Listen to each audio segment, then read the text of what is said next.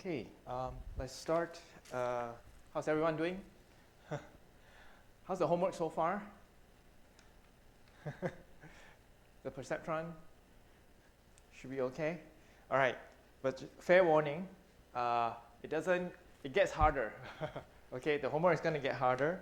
So so far the perceptron and the matrix operations, I would consider them, easy. I hope you realize. Okay, relatively easy, relatively much easier. And after that, though, the assignments and the homeworks will get a little bit more kind of demanding, and it's supposed to be like that. But I would also like to say that with respect to the subsequent assignments, okay, meaning like, so the very next assignment will be for you to try out the Hopfield network, right? I do not expect everyone to be able to answer all the assignment questions for the Hopfield assignment, okay? Let me just put that out there. You will see why, because the questions start out kind of basic, and everyone should be able to do that, especially after what I go through today. But as you go along further down to the other parts of the assignment, you will see that it gets tougher. And some parts will be like, you find that you can't answer it within the reasonable time frame of this course or the assignment due date, and that is perfectly fine, okay? So do not feel pressure that like, wow, I must answer all the questions. The point for the assignment is for you to kind of push yourself to try to at least think through the questions right up to the end. And if you cannot answer them, for the assignments, actually what you can do is you can just put a note there to say like your thought process, right? Like, what did you think about? What was the, if you solved it, great. If you didn't, then you say like, what was the part that didn't make sense to you or that you were stuck at? Was it the coding? Was it the concept? Most of the time, I would say people understand the concept, but then they kind of get stuck at the coding, all right? Or they are not stuck, it's just that, coding itself takes time. Sometimes it's just a matter of working through, and that's fine. You just didn't make it in time in terms of working out the code, ironing out the bugs, right? Was it a bug in the code? So it's not like you couldn't understand, it's not like you don't know how to program, but it's just that there was some bugs still. That's all part of the game, okay? And feel free to just kind of log that or note that in the assignment, and that's fine too. Okay, so I just want to put it out there with respect to the assignments that will be coming for the Hopfield network, for the backprop, and finally for the self-organization unsupervised learning network. Okay, any questions? Okay, right, so this course is not like, you need to be perfect or solve everything, because it is an introductory to neural networks. Not everyone here is we're not in the computer science, we're not in engineering, so it's not like you have to present a complete product. But here we're about getting these concepts right, these theories right, and then trying to see how, working through the problem of implementation and applying it. Okay? All right, so last week was the theory on the Hopfield network. It's videoed, and you can review it online on the YouTube or the NTU Cool video. I think this is a great resource in case you didn't get all of the concepts. Excuse me. But beyond that, I hope also what I've done in lecture is to kind of filter out the critical things that you need in order for you to create your own Hopfield network, which we will do today in today's Jupyter Lab notebook, which I will go through. But I do urge you to read the paper if you haven't already and kind of tear it apart. In a sense that, it's a very dense paper. It's a Nobel Prize winning work. So granted, you're not going to get all of it in one sitting, or if you have already, great on you, but certainly that is a very challenging piece of a manuscript, okay? But if you do spend time looking through it, you will see the depth that is in that modeling paper. It truly is a a pretty good piece of work. So one that would be good to emulate. But so for this class, we are not going to go into all the details. We have other networks to cover, but I've filtered only the key parts from the Hopfield paper, John Hopfield paper, so that we can implement it as an autoencode Jupyter notebook here. All right, so just to have a quick recap before I dive into the Jupyter notebook, the key thing about last week was that we realized the problem of the difference between a machine's way, a computer's way of implementing memory, okay, a non-living thing, a kind of like a passive reaction to things being kind of acted on it, right, so that it changes its state. That's kind of like memory of that system per se, although we wouldn't strictly call it memory. But that is contrasted to the memory that we psychologically experience, that we commonly call that we have memory. And the key difference being that, or at least one of the key differences that was highlighted was that one is indexed, okay, and ours, in that sense, the machine's is indexed, and ours is content addressable. And Hopfield suggested his network, okay, which is a fully connected autoencoder in which the weights are changed using the learning function where, if we are similar, from the Hebbian rule, okay, that if you are neurons that fire together, wire together, all right? Based on that, he basically suggests that using this kind of architecture and learning function, we can get a machine to actually do content addressable memory. And he goes through some proofs to show that, okay? And the proofs basically being that the idea of content addressable memory and to auto encode, really, they go hand in hand, and you'll see why in a bit, is that what I really want to do is that I want to make my output equals to my input. That is auto encode. I want to encode my input such that my output encodes my input. So output equals input. And based on that principle, all the math and all that, right, he goes through how if you integrate the learning rule and you get the updating function and the activation function and the way the network is structured in its architecture, you will arrive at that the average activity to states, okay, that are not itself for any given node, the average activity to states that are not itself, that it doesn't encode, is 0. It will not respond to states that it does not represent or are involved in representing. But on the other hand, for states that it does encode, okay, the average activity will be 0.5. And in terms of the overall network, it will be some sort of a function quantified by the number of nodes that are involved. All right? That's what all the proof is there to show you. And in so doing, it is doing its autoencoding because it is encoding only its own states, it's responding to its own states, but it's not responding to other states. So it has shown that Hopfield shows mathematically how such a setup can be used to do autoencoding and therefore content addressable memory, and we'll talk a little bit more about that later. So that's a quick verbal recap of last week. Of course, go through the video if you want more detail.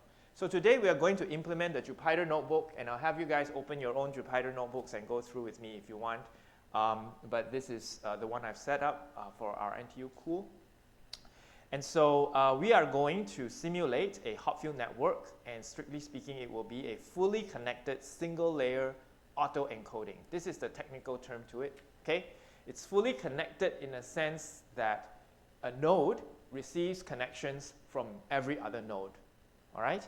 As long as a node does not receive connections from every other node, then it's not fully connected. Like it only receives partial connections. Then it's partially connected, or however the connections are.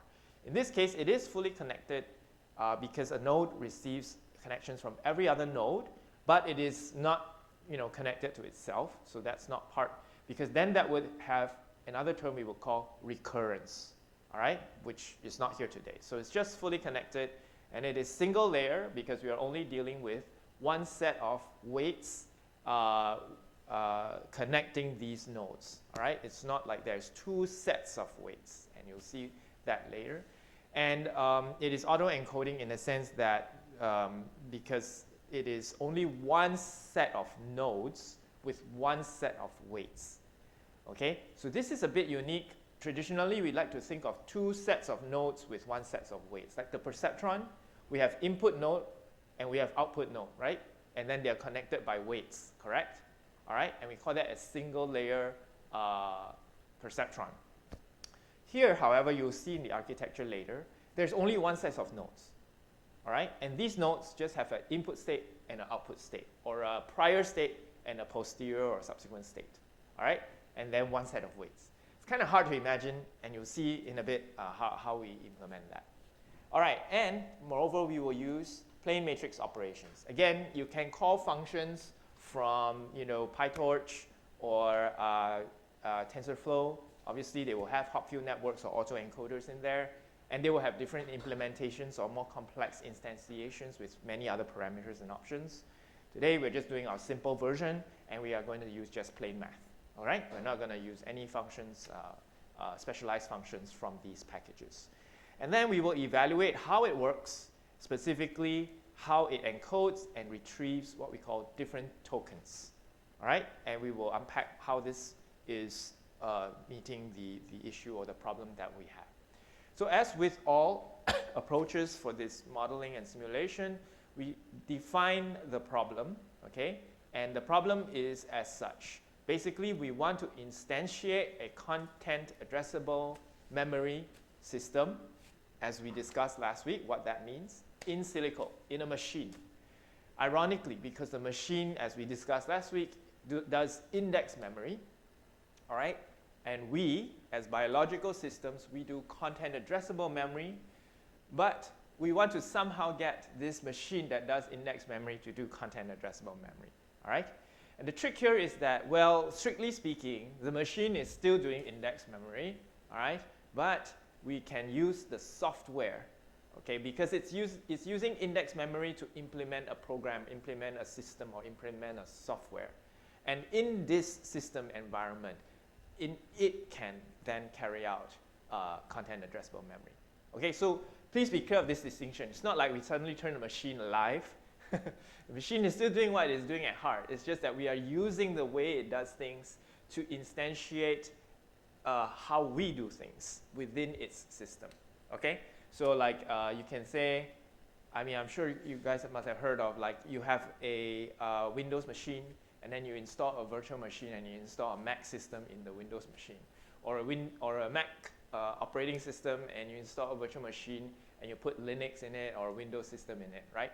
So the machine, the Windows operating system is doing what Windows software does, but in the context of a Mac environment, and that's sort of what we are doing here, okay? So don't get confused. It's not like suddenly we turn the machine into some sort of a psychological, biological being.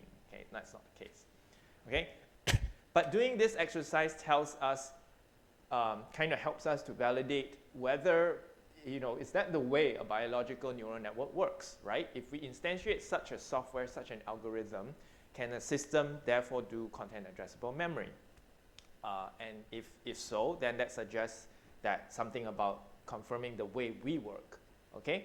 And also enables us to then take things further, like, because if we have it in a simulation, we can then sort of play with it, and then we can predict what happens to it, if we tweak it, if we perturb it, and then that we can use that then to project what will happen in real life, let's say, to the extent that the model is an accurate one, okay? All right, so I will not go through this, but basically this is reiterating last week. Computer hard disks do index memory, whereas we biological neural networks do content addressable memory. And what we mean by that is that the token encoding, okay, and the physical state of this, or the location of this encoding itself, that relationship is non-arbitrary, and in fact they are equivalent. So that if you change the physical state, if you change the location, that memory is changed. It's no longer the same memory, which is not the case in index. Index memory, if you change the location of, because the position and the state are arbitrary, okay, the relationship between the token and the physical state are arbitrary, in the next memory it doesn't matter. You can destroy it, all right? But the memory content doesn't change just because you change the physical state. Content addressable memory is different. If you change the physical state, the encoding the memory itself is changed because that state is the memory, okay? Or at least is conceptualized as such. And just to reiterate what we mean by token here, a token is basically a symbol. So for example, a token can be cat, all right? The word cat, the concept cat, the picture of a cat. And today we are going to translate it such that maybe cat is a binary word. So 01000 means cat, whereas 10010 means dog, something like that. And each unit in these binary strings could represent the presence of a feature. We did this last week, right? Where you could say like a cat is furry, it meows, it does not have leaves, it is not made of wood, right? All these you can translate them into binary states, zeros or ones, presence of having or not having a feature, and that is the token, and that represents cat, okay? The key feature that we are trying to implement, okay, by doing this content addressable memory in silico is that if I were to give it a partial trace, for example, I say C something something, C blank blank, and mouse. Automatically, any human being will know that this means cat and mouse, right? How did you do that? You have never, you can imagine like you've never really encountered this exact stimuli before. Yet, we all know exactly, very clearly what the answer is, all right? We can fill it in with the word cat. So can we make the machine do that? I give you some partial trace. You've not really experienced this partial trace before, but you can use this to somehow arrive at the correct answer that is expected, that one would expect, okay? So here's the central aim. We want to see if the machine can do that, all right? And just to give credit, you should know that this is done by John Hopfield, and the paper is here. You should read it. And if you are interested also, I did this work in my graduate studies, and I do have a Git here that you can go check it out, where I implemented this Hopfield network. I have the code, and I worked in R, okay, way back then. So, 15 years ago, 16 years ago now. Okay, so wow, I feel old. Okay, so I used R to do it at that time, and the manuscript is here. And the point for my paper is different, okay, because I'm not just implementing the Hopfield network. I'm trying to use it to examine the notion of repetition, okay. That some people mentioned it last week, okay. What's special about our memory that is content addressable is we seem to be able to note that implicitly our system knows that we have learned this before. So the second time we do it, right, it's faster or easier to retrieve it, okay. Moreover, it turns out that the more we do it, the easier it gets. The more you repeat something, it has different properties compared to something that you only experience one time. So there's a repetition, frequency, or novelty effect, all right? And this is to do with the way our memory works. So I was trying to use the Hopfield network to kind of see, to extend it, to see how it might behave. Does it behave similarly to ours? Long story short, I found that it does in the context of the simulations that I did. If you are interested, you can go and read that paper. It's not that long. It's only 5 pages, okay? But then I think if you have the time and read through it, you'll see kind of like also how to go through problem solving, and then how you evaluate models. I think it's a good exercise. So I put it there, and that might help you inform what you will do in your assignments and for your own interests as well, okay? All right, so any questions up to this point? Okay, so I'm going to use one of the assignment questions to kind of implement this Hopfield network. And the very first assignment question asks you to implement a 16-unit Hopfield network. Okay, so if you go to the assignment, you will see. I'm sure you can pull it up if you want. A 16-unit Hopfield network. In order to get it to encode Walsh functions.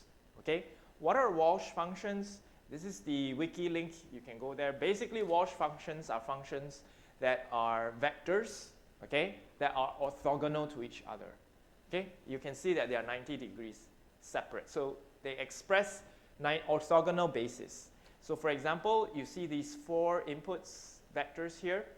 It is 1, 1, 1, 1, 1, 0, 0, 0. There are 16 units. Okay, the first 8 are 1s. For the first vector, for the first input state, the first 8 are on, the last 8 are off. The next input state, 4 are on, 4 off, 4 on, 4 off. Okay, and then 2 on, 2 off, 2 on, 2 off, and then every on is on, everyone is off.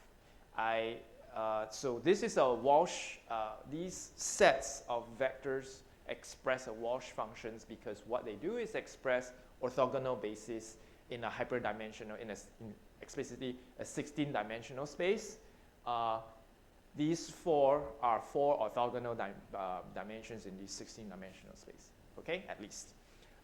And moreover, what we want to do is we want to input these 4 tokens. So let's say this is cat, this is tree, this is fish, and then this is elephant. Okay, 4 different animals, completely different animals, all right? And then we want to get it then to output the same animals. Okay, so this is the mission, this is the goal, all right?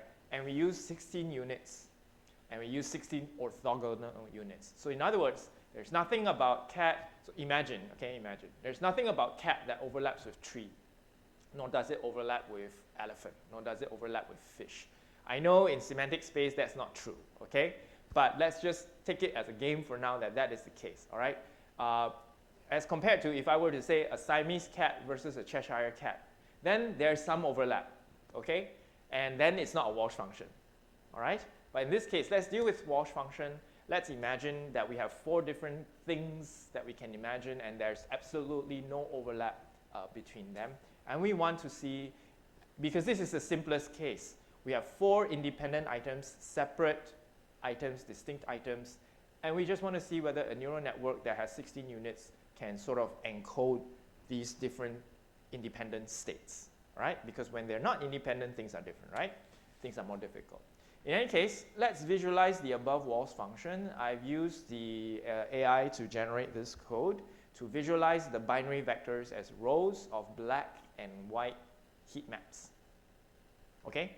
I just want to see how this looks like. It's not important at all. It's it's optional. And if you go through the code, basically this is what a Walsh function looks like if you want to visualize it. Okay? Now, this visualizing, as I said, is optional, but it might come in handy later on in your simulations. You don't want to see numbers. You want to see visual representations might be more salient. Okay? Because now it's easy. You can see how each line is independent of the next line, of all the other lines, in fact. Okay? Later on, when you play with other kinds of functions, not just Walsh functions, the patterns will become more interesting. And then you'll see, hey, the neural network does something different in those cases. All right? Okay, any questions? This is the data table. We want the network to encode these 4 vectors, these 4 data states, and to retrieve them. Okay? Then hypothesis, as usual, we set up the hypothesis, and that a Hopfield network can do this, can exhibit content addressable memory as we experience psychologically. And the test is if it can retrieve the full trace based on partial input. And that is the definition of content addressability, right? Content addressability means that I can find the full content based on part of the content. The content is its address, as opposed to indexed addressing, which is I find the number 1, and then I retrieve cat. But 1 and cat have no binding at all. I might as well say 2 and cat, right? I can put cat in spot number 2 or spot number 3. But here I want to say I want to put C, I want to use C, and I want to retrieve CAT. Okay, so partial inputs like C or A or T only each, okay, and retrieve the full thing CAT. That's what content addressable means. And so that's the test. If we can make the network do that, then we can say this network can do content addressable memory. And so in the assignments, we explicitly say that you should do this using a 16 Hopfield network that retrieves Wolf's function based on partial input. All right, so we're going to begin the simulation, and I'm going to implement a 16-node graph where every node is connected to every other node except itself. Go read the Hopfield paper. This is what John Hopfield did, okay? And I just used the AI to do this for the visualization, not the math part. Because everyone knows that it's hard to, for the perceptron, you know, you have the input layer, and then you have the output, you have the input nodes, and then you have the output nodes, and you have weights connecting them. So it's very easy to visualize this. But how do you visualize just one node and then with weights connecting to every other node except itself, and then there are no output nodes? All right, how does this look like? It gets a bit confusing, and how does it work? This is the biggest hurdle when reading this network paper, because it's like it's not a traditional way of thinking about input and output, right? It's just one set of nodes, and then you're asking how are these nodes connected to each other, and then how their activity changes. So if I visualize this, I'll just walk through the visualization a little bit. This one uses matplotlib, and there's a package called NetworkX. It's easy to use this because you can use it to define graphs. Okay, and the graphs here is, if you go and understand the usage, it's like I have 16 nodes, range 16, so 0 to 15, I suppose, and then add nodes 0 to 15 to this graph, and then for every node and every other node, so cycle through one node, and for every node, every other node, add an edge. So between this node and every other node, there's an edge, but not to itself. So you see that there's this I+1 here, it skips itself, all right? And then after that, just plot it and draw it out using some colors and some labeling. And this is what you get. So this is the Hopfield network, 16-unit Hopfield network. Looks like this. Looks very nice, I think. Okay? This is a neural network. It is not input-output in the traditional way. It is just a neural network and kind of enclosed or self-contained. But it is self-contained in a way that every node connects to every other node, but it does not connect to itself. So if you realize, I'll use the pointer here. Okay? So for example, if we take 7, 7 is connected to 14, 1, 15, etc. But you see there is no connection of 7 to itself. Okay? Now, let's think about this from a biological point of view. Any brain system, you know, looks like this.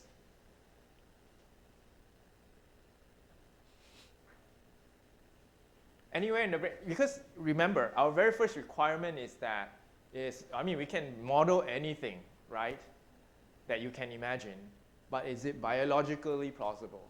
Do we see it as a biological implementation? Any system in your brain, that you know, in your neuroanatomy that you are aware of, looks like this.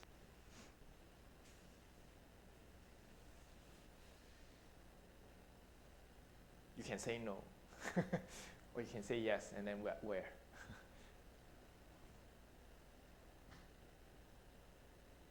Think about it. This is important. I mean, because Hopfield can model anything. Any person can model anything. But we are very concerned with whether it's biologically plausible. Any clue, any familiarity or similarity? With perceptron, it's easy. Perceptron, you can say, you know, for example, your visual system, right? You have retina, and then your retina maybe has different locations, and then the retina feeds to V1, let's say, or V1 feeds to V2, something similar. It's not so simple, but something like that, you can see that there is some sort of a deeper and hierarchical layer of receiving inputs from bottom and then coming to a deeper, higher up node, okay? And so we can easily say that, yeah, the perceptron seems to have a biological plausibility there, okay? And that the later, deeper layers seem to kind of sum or take inputs from the earlier layers. So yes, we know that that's somewhat how the brain works. How about this case? How does this model the brain biologically or physically, as opposed to just a mathematical graph model? So it's important to visualize, right? Because you're thinking about it, it's hard to say whether it fits the brain. But if you visualize it, that's what it looks like, you have to start thinking, where in the brain, or how does this kind of model the brain architecturally? Yeah. Okay. My suggestion is actually there is no part of the brain that looks like this. Okay, but the brain as a whole system is like this, in a sense that you can imagine. Okay, let's just say 7 is frontal cortex or frontal lobe, and 14 is hippocampus, let's say, and 15 is parietal, 9 is occipital. Okay, roughly speaking, your frontal cortex receives input from all the non-frontal cortex. It receives input for itself, but let's imagine a level of computation where the frontal cortex first is receiving input from the parietal, from the hippocampal, from the visual system, okay? And then we're not talking about the frontal cortex connection with itself. We're just talking about the frontal cortex receiving inputs from parietal, temporal, occipital, hippocampal, and even amygdala or other regions. Okay? Similarly, the hippocampus receives input from visual, parietal, frontal cortex as well, right? Can you see that? Does that make this kind of more biologically plausible for you? It's not any given one structure, but it is an architecture of a sort of a network system that is in the brain. All right? It's just part of it. It's not the direct, you don't see nodes do this, so to speak. Actually, you might do, okay, depending on what level you're talking about. But at least at the level of systems, this is how we might think about it. Okay? Any questions about that? So you may imagine the lobes receiving inputs from every other lobes, okay? And every lobe receiving inputs vice versa from every other lobe. Let's drill down deeper. So like I said, it's if you think about within a layer of neurons, okay? So you know your neurons are organized by layers, right? So let's say I look at V1. V1 has 6 layers, okay? Layer 1, 2, 3, 4, 5, 6, okay? And within each layer, let's look at it, we have columns, okay? And the general architecture is in there, neural architecture, is that I have one column, okay? And if I have a column of one neuron in one column might be receiving dendrite synaptic connections from its neighboring neurons, all right? And then we're not talking about its own self-connection. That might not, I don't think neurons, strictly speaking, connect to themselves. That would mean short circuit. That's not a good thing, okay? But neurons do receive connections from their neighbors, and their neighbors receive connections with the similar cluster of groups of neurons, right? So you can see this motif. You have to think about it that way, okay? So at first it's kind of like not so intuitive because we are used to the idea of input-output neurons in a network from a perceptron kind of way. Here is very unique because this is a motif that is there in the brain. It's just that it was not intuitive. It was not the one that we usually classically think of. And I think this is the unique contribution of Hopfield as opposed to the perceptron, which, as you will see in the next section of the course where we deal with backpropagation and all that, that's more a perceptron thing, okay? And that is distinguished from the way Hopfield thinks, or Hopfield models, okay? Both are motifs, but they are motifs that capture different architecture. So this is something that's good to distinguish, okay? In some senses, it's subtle, but actually it's quite different fundamentally, all right? Agree? Any problems with this? Just have to know what we're dealing with, okay? So when you see something like that, you're like, how is this a neural network? Think about that. Wait, actually it is. It is reasonable. So one thing to add, we might update this model to think like, well, if this is the visual cortex, if 2 is V1, then, and this is like frontal hippocampal, so like this is inside the brain, right? So maybe we can imagine, well, 2 might also receive inputs from the retina, right? It's just that we don't draw it here, okay? But whatever it is, it doesn't matter. What we care about is the state of 2 and how that relates to the state of 3, 4, 5, 6 in this motif, in this graph.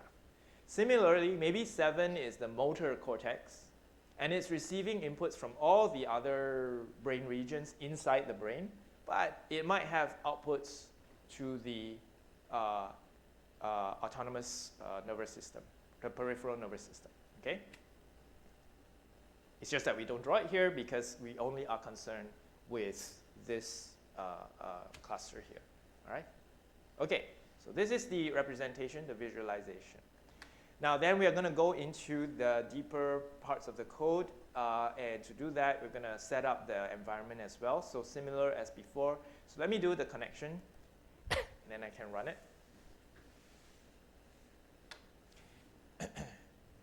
And so you guys should probably have the same thing because you're going to need to use this, and then after that you're going to have to develop your, expand your own Hopfield network to try out various other things, all right? So, okay, it's on. So I'm going to load my library, then I'm going to just need NumPy and then matplotlib. There used to be this style, but I think it kind of like was made kind of deleted or no longer supported. So I commented it out. Doesn't matter, it's just a style. Okay. And then the first thing we do, so we have the architecture, we define the architecture. Any problems with architecture? It's just the W is a 16 by 16 array, correct? This architecture means every line is a W. It's a 16 by 16 array because it is 16 nodes connected to 16 other nodes, and so every node has a W to every other node. So it's 16 by 16 plus the node is not connected to itself. So the diagonals W of this array, of this 16 by 16 array, are all set to 0. It's not connected to itself, but it is connected to every other node. Okay, so that is the architecture. And we want to define, in this case, the learning function first. Okay, so I'm going to go through the code here with you guys, and then so that you can kind of understand what is going on here. So I want to define it, this training function, as a definition. In other words, this training function is going to take some inputs, and then it's going to give out some outputs. All right? And what is the function specifically? It is basically this, it's going to take an initial state of W, the weights, the 16 by 16 array. Okay? Let me make this explicit on the board if I can.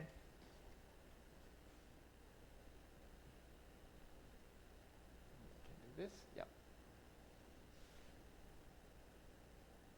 Okay, so here, I can make this bigger so that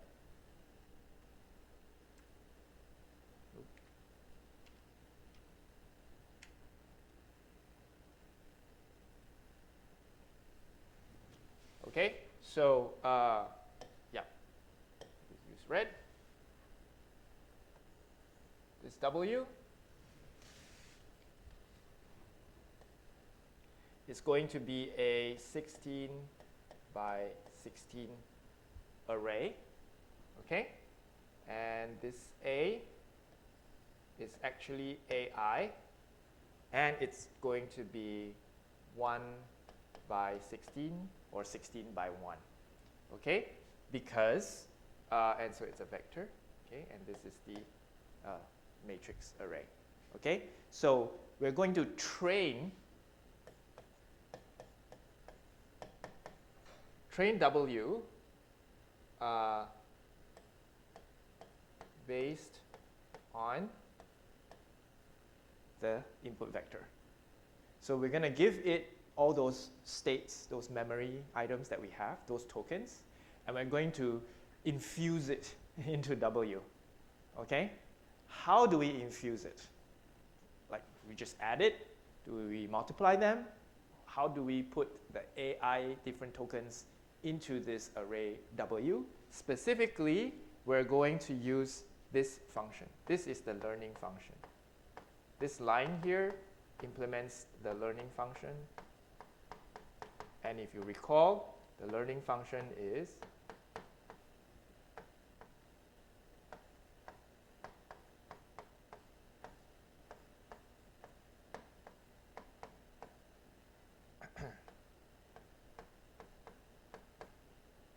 okay, from last week.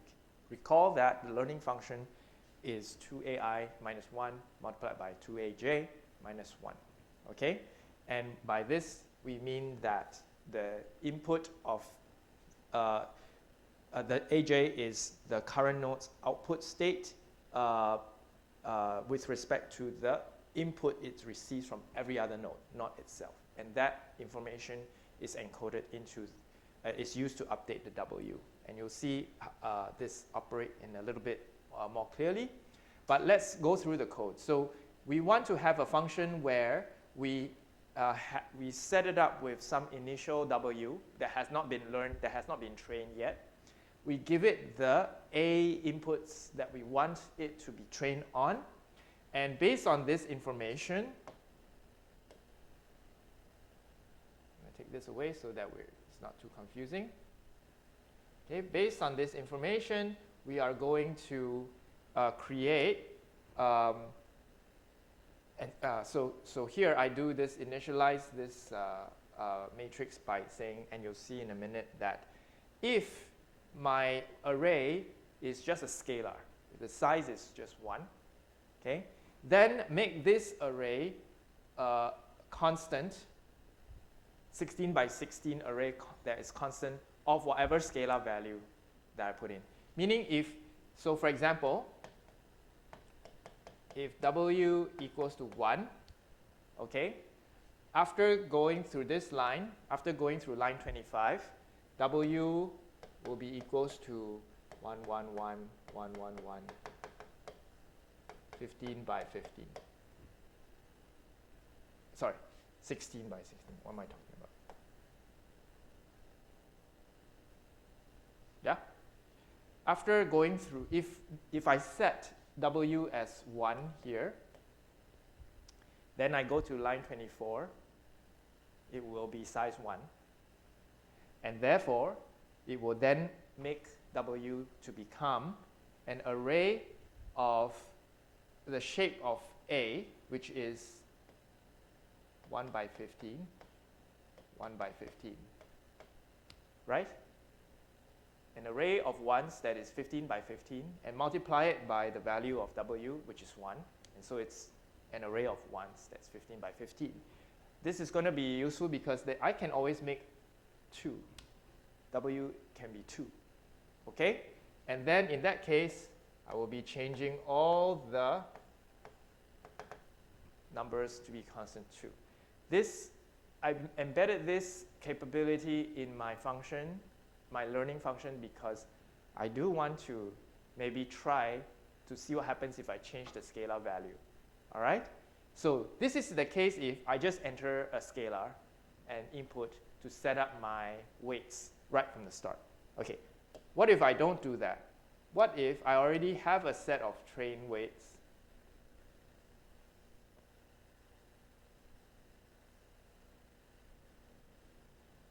okay? But if this is already some random number, 1, 15, minus 10, 24, and 3, minus 2, dot, dot, dot. Let's say I already trained W, in some prior simulation, and now I want to train it some more. Okay, so I will input this trained, pre-trained W, which is also a 15, still 15 by, now it's a 15 by 15 array. It's not a scalar. It's not just 1, 2, or 3. It is an array of pre-trained numbers. And I feed it into W. Now it is not size 1. And so nothing is done. You just go ahead and use the W as you input it. And how do you use it? You implement the training function, which is that for every state that is in S, that is in A. So you remember A was, in our wash function, has 4 states, right? So for any given state, it is a 1 by 16 vector. Okay, right? A is 1 by 16. But I have 4 A's, 4 states of A. So actually it's a 4 by 16 augmented vector, or it's an array effectively. Okay, so just like the perceptron last week, although we are talking about 2 inputs at any one time, but because we have 4 states, we ended up with a 4 by 2 array, if you recall, okay, the last time. So in this case, although we have a 16-unit word that we want to encode, but we have 4 different states of these 16 units, so it becomes a 4 by 16 array, or 16 by 4, depending on how you want to think about rows and columns, okay? And that's important, so don't get confused yourself. If you use states as rows and units as columns, then it's 4 by 16. It's okay to do 16 units as rows and 4 states as columns. That's fine too. But then in your dimensionality, how you work out in your math, you have to bear that in mind. Okay, that's all.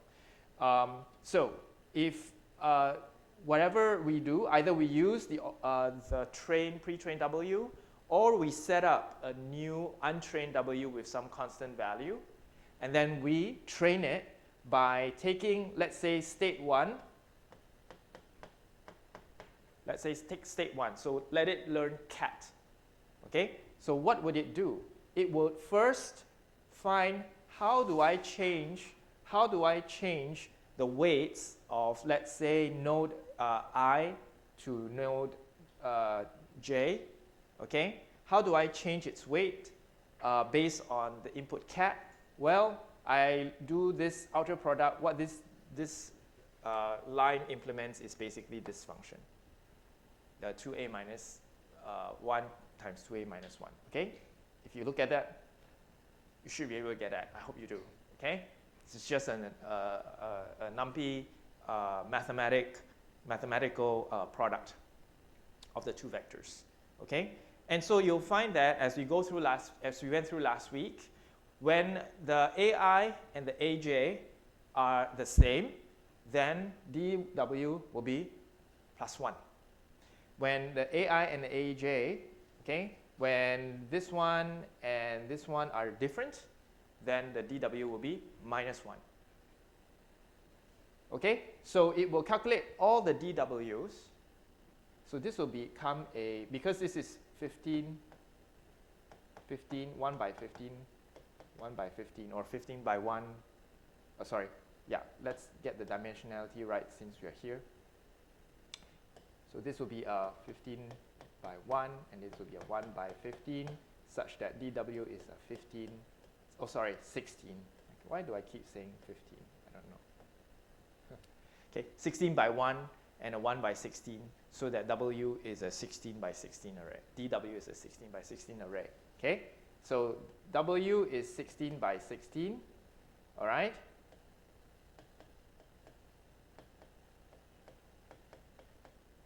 I don't need this thing here. This DW is 16 by 16. This W is 16 by 16. So summing them together gives you a 16 by 16 array as well. Okay? So, and that line 30, you will see. Whatever was the original W, I learned the commonalities between the AJ, and AI, okay? And I increase the W's, the W position by 1 plus 1 if the AI and the AJ are the same, okay? And I decrease it by 1 if the AI and AJ, the rows and the column values are different, okay? I increase by 1 in one case and I decrease by 1 in the other case. So after calculating these, I'm going to then add it to my original pre-trained or preset W, so that the new W has now encoded the similarities between the position tokens. Okay? This is the mathematical or algorithmic implementation. Let me do a semantic way. Okay? What this does is I do cat by cat semantically. Okay? This is not going to make mathematical sense. It's just, all right? And basically, what I'm going to do is, if I have some state in my brain that is like cat already, that is meaningless, there's no meaning to it, and my brain is in some random state of activity, okay? Then I see cat.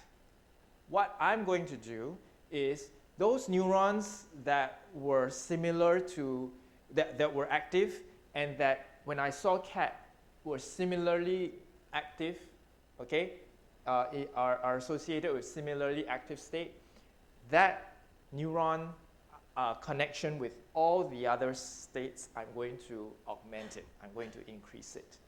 But when I'm a neuron that's whatever activity I'm at, and then when the brain sees cat, and then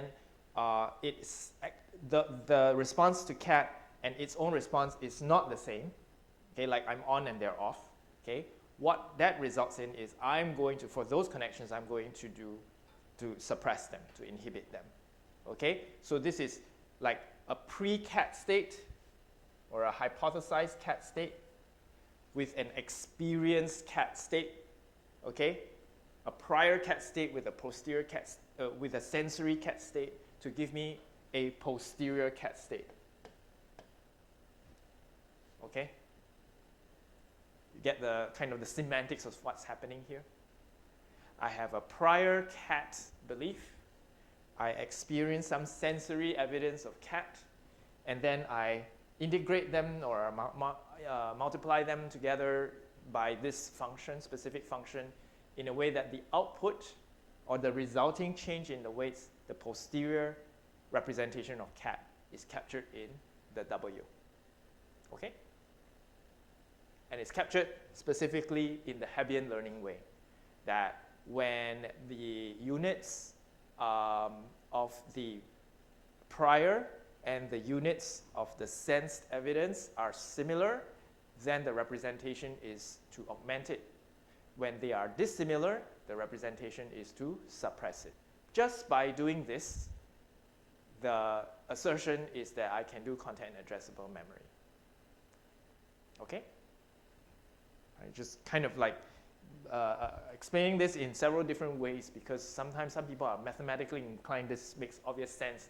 Some people maybe prefer like a more kind of a qualitative description. Excuse me. All right, so any questions up to line 30? This is the key part. This is the key central core of the Hopfield network. It is because of this that it all works. And do you think, is it a very complicated code? My argument is it's not complicated at all, if you realize. By code-wise, as many codes go, it's actually remarkably simple. But it can do many complex things. Okay? So do you need to learn PyTorch, TensorFlow, and all that kind of thing? I don't know. I really don't know at some point. I mean, yeah, they have a lot of optimization and there are other issues involved. But in terms of like being able to learn and do this, it's just that simple. How many lines? I mean, I'm sure I can even simplify this to a 1 line or 2 lines max. Okay? But okay, it occupies about 10 lines. That's pretty good. And then it can do millions of functions, millions of tasks. Okay? It's pretty good. Just one qualification, units are not auto-connected, so they are not connected to themselves. So we just apply a hard set where the diagonals of the W array are set to 0. So they are not connected to themselves. Okay? All right? So in other words, what's being learned by any given node or any given neuron is its association with all the other neurons. So what is being learned by the frontal lobe is how it relates to the parietal lobe, the hippocampus, the temporal lobe. Nothing to do with how the frontal lobe is computing about itself. It just has to encode that, how am I in relation to others? Is that person like me? Is that other person not like me? I just have to encode this, and everyone does the same thing, and that will be content addressable memory. Okay? So that's, in a nutshell, all of this. And then when you're done with the computation, you've trained the W, you've set the diagonals to 0, you return the W, and then that's the output. Given the two inputs, you can get the W output. Okay, so this is the TrainNet definition, TrainNet Hopfield definition. We put a placeholder there. We haven't run anything yet, but we just set it up. So we know that later, if we have a W and an A, we can use it as a definition. Okay? All right, so then I'm going to, what's the time? 10:10? Okay, let me finish. Let me start the next one, and then we'll take a break and continue after that. Any questions about that? Okay, good. You get it, right? Okay. I'm going to go, you can read the comment, the initial README or help or usage there. But again, I'm going to just go through the code directly. So apart from the training, we know that this is a neural network. It is a nonlinear. It has to have nonlinearity. Okay? So the nonlinearity, where does it come from? Comes from the activation function. All right? So we now have our three elements. We have our architecture, we have our learning rule, and now we have the activation function. And the activation function is implemented when you test it. When you test it by making the network activate according to the activation function based on what it has learned. Okay? So this is how you want to put all these pieces in place. You have an architecture. You want to train the weight. You have an architecture of weights. And you want to train the weights, and then you want to see how these trained weights drive the activity of the neurons. Okay? The weights themselves are trained by the activity, by the hypothesized or the pseudo activity of the nodes or neurons. But after you learn it, you have to then make it active or not for real. Okay? So this is where you do the test net Hopfield definition. You don't have to call it that. This is just my naming. If you have a better way of naming it, go ahead. There are some other elements in this code that will become evident its usage later. For example, I will activation threshold, no issue there, because we are going to use the binary ReLU. Okay, in which case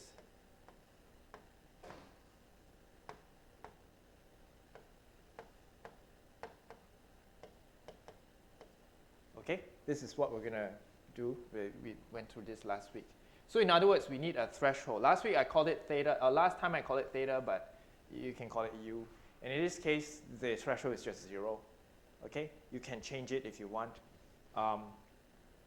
The other thing that you'll see here is an energy 0 start vector, and we will see how that plays out later, but it is a indicator of the performance of this network by its kinetic activity. As you drive it, as you use it, it becomes active, or it moves. It changes its state, right?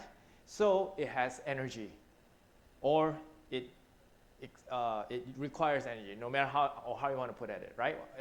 There's energy involved when you drive it. When you use the train network to make things active, there's energy involved. And we start with assumption that at first there's no energy, 0. And then we see how the energy evolves as the network becomes active over time. Okay? We also have a Hamming distance placeholder here. And if you remember, recall from last week, so from last week we know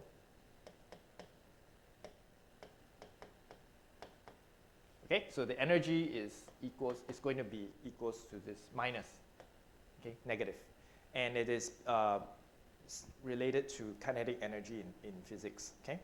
Hamming distance is basically the mod of AI minus AJ over all nodes, okay? And we talked about this last week as well. And that is an index of whether the nodes are exactly the same as the expected or wanted output or not, okay? That's the Hamming distance. We're going to put these as placeholders first. And then we'll see how we use it later to evaluate the model. We have other things. We have the state of, so this is distinguished from the state of the input, but this is about the state of consecutive no Hamming distance change counter, okay? This is Hamming distance. And you'll see it coming into play later. I want to perturb the network, and the way it's going to be perturbed is it's going to perturb, but it's not going to be perfect. You perturb it again, it's going to change its states. I'm going to keep perturbing it until the states don't change, okay? And then I will say that the network has settled, all right? We'll talk about that later also. And then we have a run counter in the sense that we want to, there will be times you will see when we apply algorithms, sometimes it will keep running and running and running and it doesn't stop. And you don't want to kill your computer. So you want to have a hard way to count, like if I've run this like 1,000 times and things still hasn't settled, I want to just stop. Otherwise it's wasting my time, right? Okay, so we want a run counter. And then we want to have a way to flag like how many times it failed. Let's say I run it a few times and maybe it failed 10 times out of 1,000 times. So I want to count this as well. Okay, some initializations, all right? And then I will start the testing. Remember, this is about testing. So I'm going to test the network as long as the number of no Hamming distance change is less than some threshold time that I want, t. And this t is something that I set on the outside, okay? So it's kind of like a criteria. Maybe I want it to settle, I count it as settled if the number of times my Hamming distance changes is 4 times. If it's settled, I count it as settled if it changes like 4 times only, it changes 4 times, then, sorry, Hamming distance is less than or equals to t. Yeah, if it has settled and then it is done it for like, when it doesn't change for 4 times, right? Yeah, let's say t is 4. So if my Hamming distance doesn't change 4 times, then I count it as settled, right? Or I can have a stricter criteria. No. Even if I set it as, I accept that it doesn't change 4 times, maybe the 5th time it's changed. In that case, I want to set a more stricter criteria. Maybe I require it to be settled for 10 iterations before I count it as settling. Okay, so if this is how, this is a wrapper to kind of like keep doing this until the model has settled for a sufficient times, meaning it's become stable, but keep doing what? Well, I will go through this in detail after the break, but essentially, this keep doing the threshold activation function, which is if you see this line 45, sorry, to 48. Can you see that line? I'm going to clear this.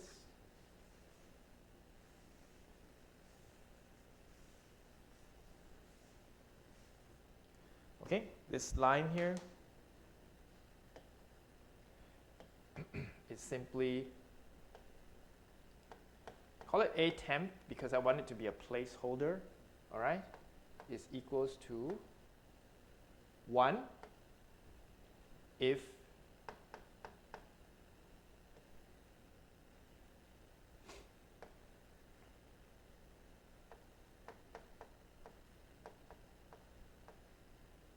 right? The a temp, basically take it as the input, okay, AI, all right? And then 0 otherwise. Okay, so those 4 lines exactly implement that. I could have done it using the max sign function that we expressed, so that I would have compressed these 4 lines into 1 line. I can do that too, okay? But I wrote this like 16 years ago, so I can change it now if I want. I'll probably change it later, okay? It'll be the same thing. Okay, so we will keep doing this, and you will note that there is some random selection here. We'll talk more about this after the break, but that's the idea, is that's why we need to do it many, many times, and then every time it might not yet kind of stabilize. Even though I use this activation function, it may not stabilize, and I require it to stabilize by some criteria, and if it stabilizes, then I'll carry on, do something else, okay? But each time I do it, calculate the energy, calculate the Hamming distance, and reset counter if the Hamming distance changes, okay? Every iteration, I'm going to keep doing this cycle. Implement the activation function, calculate the energy, calculate the distance, and see if things have changed. If it is changed, then do it again. And if it is changed, do it again until it doesn't change. And if it doesn't change up to T number of times, okay, it's settled. This is how this cycle goes, okay? All right, we're gonna take a break and we'll come back and then we'll go deeper into this. Let's say now it's 10:20, let's come back at 10:30, okay? 10-minute break.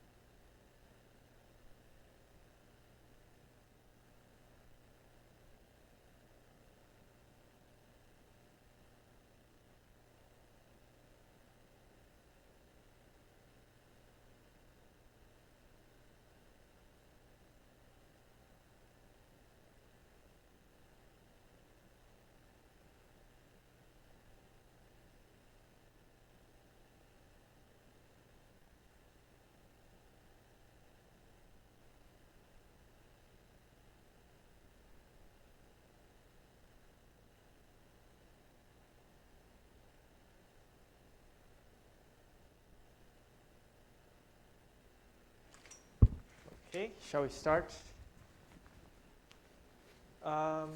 So I changed my code a little bit, and I think it should work.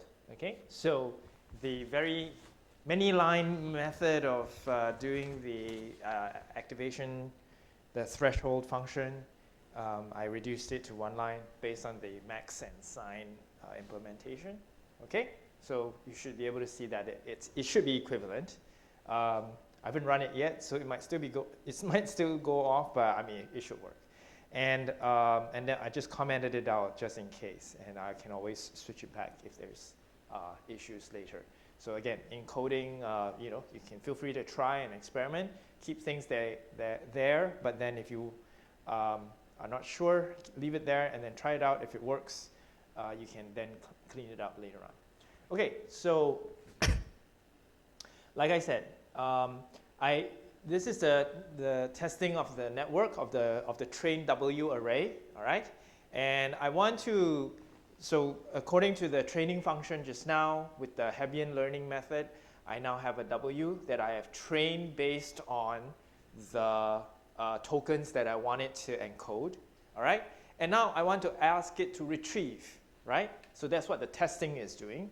I want to ask it like, okay, I'm going to give you a test vector A, a new partial A input, okay?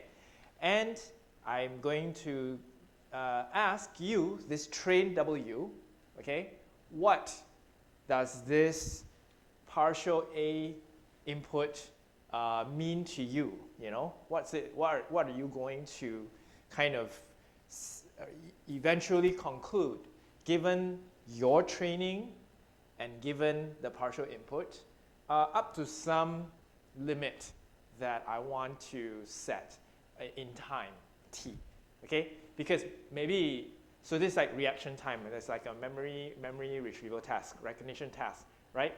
If I give the subject a list of words to remember and encoding, and then at recognition, I give you a word to test your memory. Did you see this word before or not? The subject might know and immediately say yes, or immediately say no, I don't recognize. Or the subject might be like struggling, like I can't remember. And if you don't set, then you have to answer within 4 seconds. If you don't set a timing, the subject might literally take a whole day and still not give you an answer, right? And you don't want that, right? I mean, there's nothing wrong with that, but obviously it's not practical. So we set some sort of a hard limit to say, please answer within 4 seconds, okay? Whatever your answer is in 4 seconds, we will take it, all right? And it can be right or wrong, we'll see. But so that's what this setup kind of does to bring it home to a more kind of practical understanding. If you guys have done memory experiments, you'll know. You encode something, you ask them to retrieve something within some reasonable time limit based on some cue. Based on how they have learned, give them a cue and ask them to retrieve it within some time limit. Okay, so that's what this function does. And so these parameters are, you'll see how they play out. I went through it just now, but you'll see how they play out as we go through the code. So we start the testing. So we say, okay, you have 4 seconds. Okay, you have 4 seconds now. So we create a buffer. I have to do this attempt, which is going to be the input test vector, so partial cat, if you want it, okay? A is going to be like partial cat, the example that we've been using. And I use this copy method to put it in the attempt buffer because you do realize that Python, when you say that this variable equals this variable, if you, in MATLAB, those of you who have worked with MATLAB, or perhaps maybe even in R, if you say that A equals B, then A takes on the value of B, but it is a new independent variable A. So that if you change B subsequently, it's not going to change A, right? Not so in Python. If you do A equals B and you change B later, A will also change. Get it? So the only way to do it like MATLAB, which is like if you do A equals B, now you can change B and A maintains the original B. For you to do that, you have to do it like this. You have to do like A tempt equals to A copy, or A equals B copy, okay? Copy of B. So that's why I have to do it this way. And the reason is because in the code, you sometimes have to replace the A, right? And you don't want it to affect a subsequent holding placeholder for A in the way the code will work, all right? So this is what this line is for. If you're not so sure about it, a lot of it is like as you play the code line by line, then you make it report, print A, you'll see why I have to do it this way, why I have to have a buffer, okay? So, and this is stated in Hopfield's paper. The way to test the network is not like one shot. I give the input A, right? The input probe vector A, so which is partial cat, and then like ask it to, all right, now that I give you some input, make all the units activate according to their weights and according to the input. Don't do it all in parallel. Do it asynchronously, which means randomly select one unit at a time to implement the activation function. The reason why, if you read Hopfield's paper, the explanation for that is that he kind of envisions that our neural network has some inherent noise in it, okay, which is not accounted for in terms of an explicit model. So we have some unaccounted for background noise. Okay, noise doesn't mean non-informative. There might be meaning to it, but as far as this is concerned, it is not a systematic bias. All right. So, but it is random noise in a sense that sometimes your neurons, a given neuron might sometimes activate to the stimuli. Sometimes this neuron, for whatever reason, may not activate to it. Not because of this problem, but because maybe it's receiving input from other things that we can't account for, or, for example, maybe it's run out of neurotransmitters, or it's got other connections not modeled here, right? Such that the neuron, a given neuron, may not activate when it should. Okay?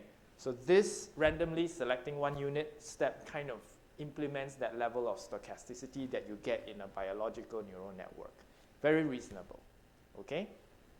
So for one iteration, just pick a number, 1 to 16. So the size of ATEM is 16, right? Pick a number, one of the neurons. Let's say it picks number 8, all right?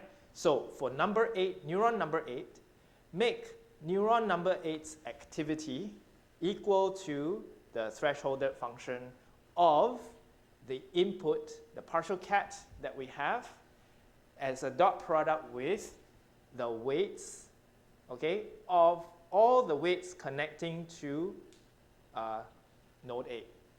Remember, I is 8 right now. So this means that all the nodes connecting to node 8, right? All rows of column 8. Yeah, all rows of column of, oh no, sorry. All columns of row 8. Yeah, okay? All columns of row 8, so that's one line. That's what this means, right? Okay, so, and then this is the threshold function. So the dot product of that minus the threshold that you want, and if it is greater than 0, then the activity is 1. If it is less than 0, then the activity is set to 0, okay, for node 8. All right, so node 8, if I'm receiving all my learned train weights that modulated the input cat, how all those other units respond to cat, right? Then the sum and thresholded activity will be my activity, okay? So then once I do this for this one node, calculate the updated energy, which is minus half of WAA. All right, so that's what this line is, right? Can you see that? Correct?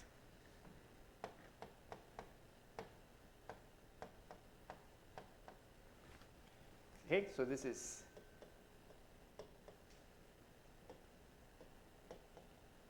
right? Okay, and then it's minus half, all right?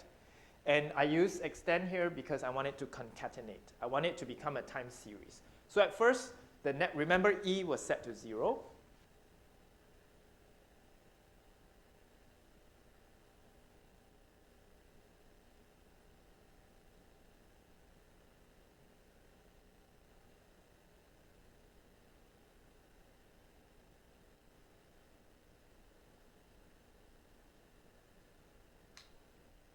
Yep, that's that. I'll update it later, add the battery later. So remember E was set to 0 up there, yeah, at first, okay? So now E is going to have an appended entry, so 0 and then another number. That's what the extend does. And the number is this minus half WAA scalar value, okay? Now imagine what's going to happen here. What is WAA going to be at this point?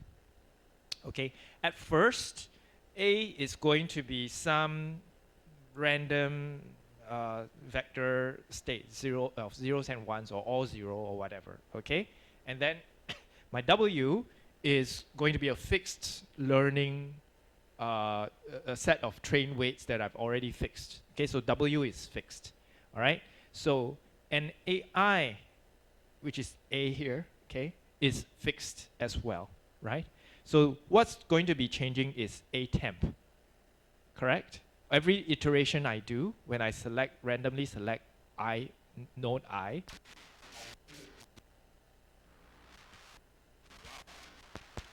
Hello? Okay. Hello? Hello? Let me change the light.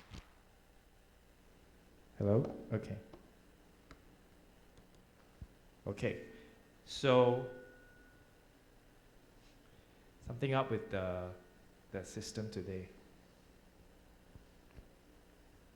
Is this one better? Maybe. Okay, I'll stick to this one for the moment. Oh, I see.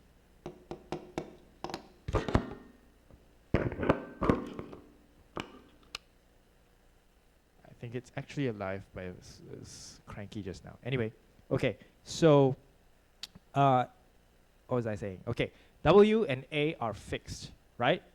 W has already been trained.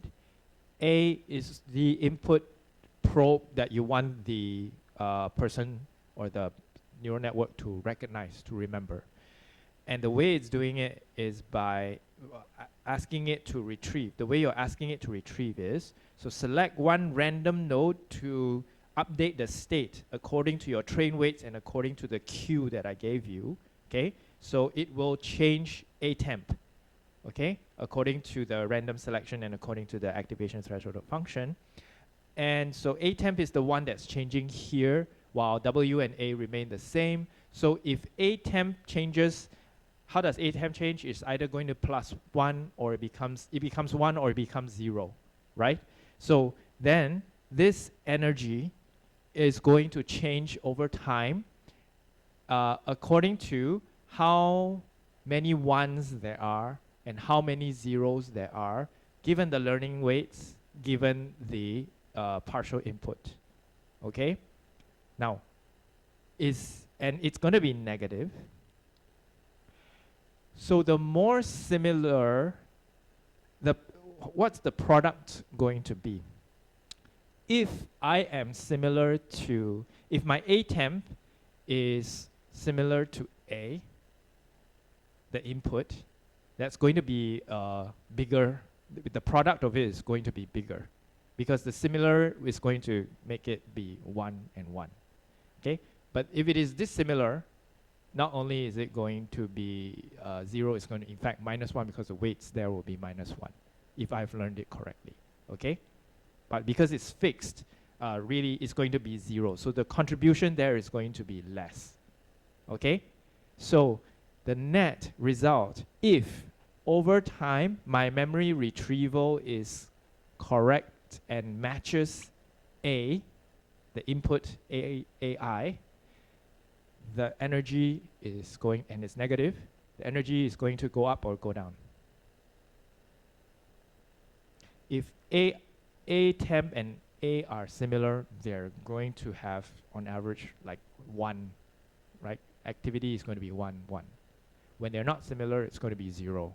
A temp is going to be 0. So if I sum it all up, half WAA is going to be a positive number, right? But it's a negative half of that.